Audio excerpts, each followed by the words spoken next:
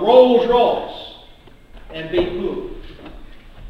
Poor in spirit. The poor followed Jesus. And these people were rich men and poor men and beggar men and thieves. But they followed Jesus. They went where he went. And during the parade, it was probably these poor people, these spiritually bankrupt people, who sing out loudest the hosannas, and they just love Jesus.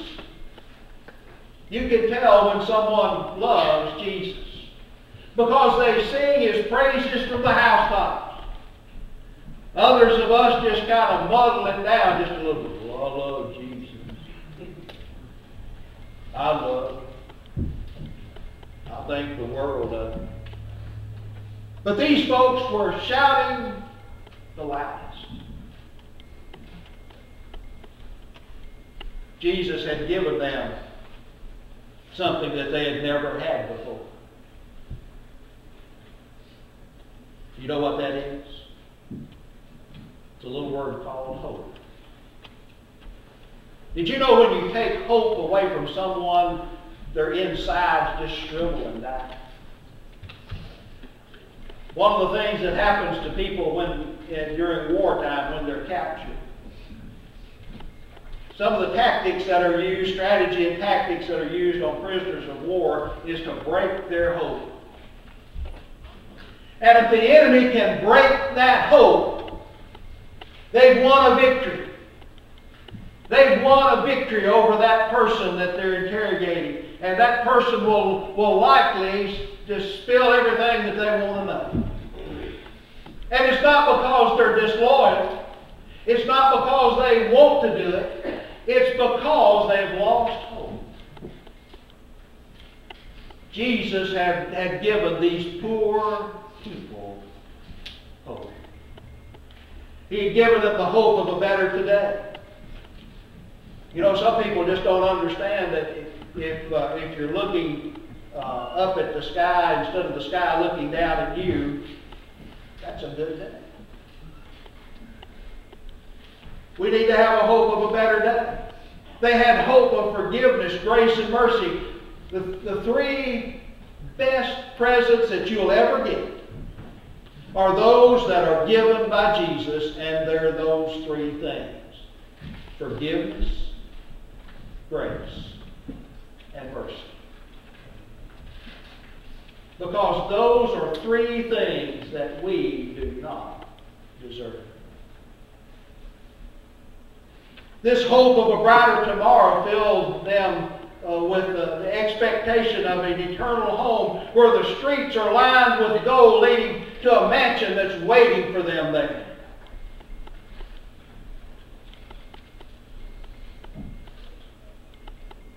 We were talking about Miss Imogene. Someone else and myself were talking last night about her.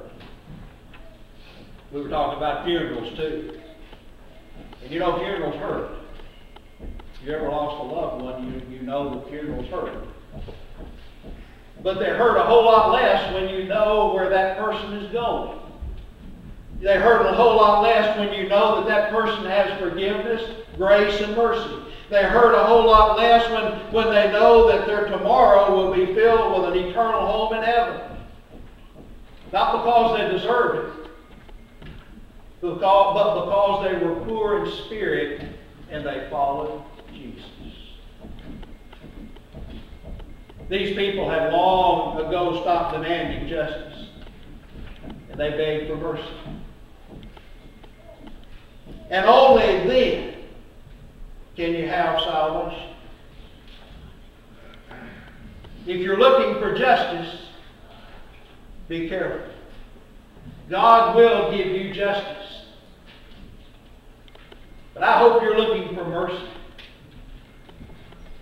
Get down on your knees and cry out and ask God for mercy through His blessed Son. Folks, during that parade, the poor were given hope and life and all the riches of heaven.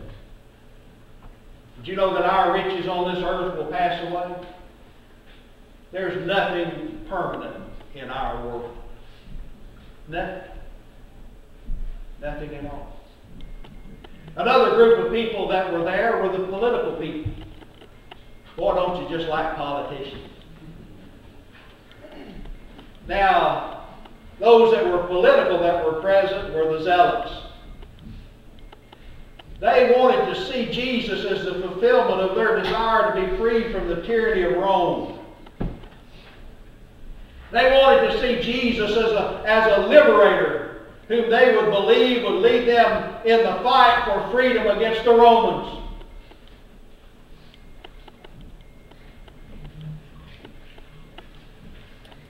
How did Jesus come into the city of Jerusalem that day? This is a test question. On a little donkey. Now, how many of you, if you saw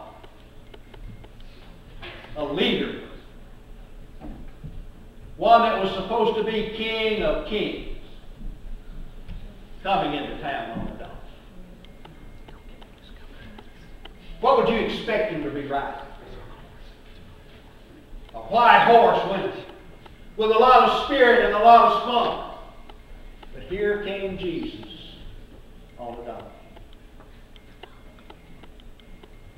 Jesus wasn't going to be their conquering king, their ruling monarch. It just wasn't going to happen. But these folks were sitting there and they were ready to do battle with a single word from Jesus. They wanted a revolution, not redemption.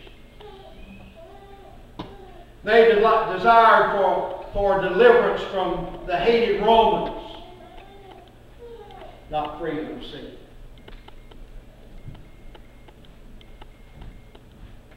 We think that our situation today has us tied in knots.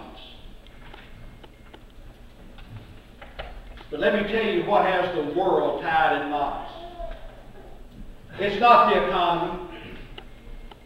Y'all write this down. Here's the things it's not. It's not the economy. And if you're a Republican, it's not the Democrats. If you're a Democrat, it's not the Republicans. If you're an independent, it's not the Republicans and the Democrats. The one thing that has us tied in knots today is sin. We live in it. Some of us wallow in it. Some of us take it home with us at the end of the day. Some of us don't shower and try to get it off by letting the Holy Spirit wash us white as snow. It stays there. What has limited you and keeps you in knots is not the things that you think that cause you problems, but it's sin. And these politicians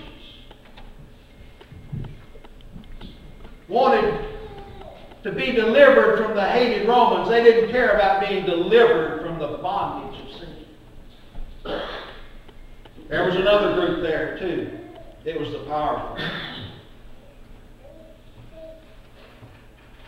Now, we blame the powerful for everything, don't we? Well, these powerful people were probably very narrow-minded.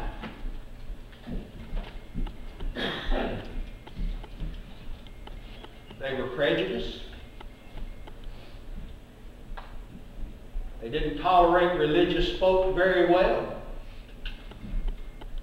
And their nose were stuck up in there. Does that sound familiar?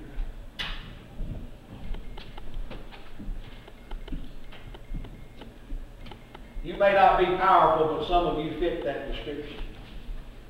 I'm sorry to say. Some of you fit that description. They had blinders on. They couldn't see the forest for the trees.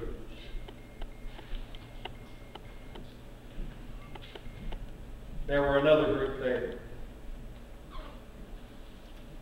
They were the passionate people. And they were probably dotted through the crowd. And these people were passionate about Jesus because of one thing. something that he had done.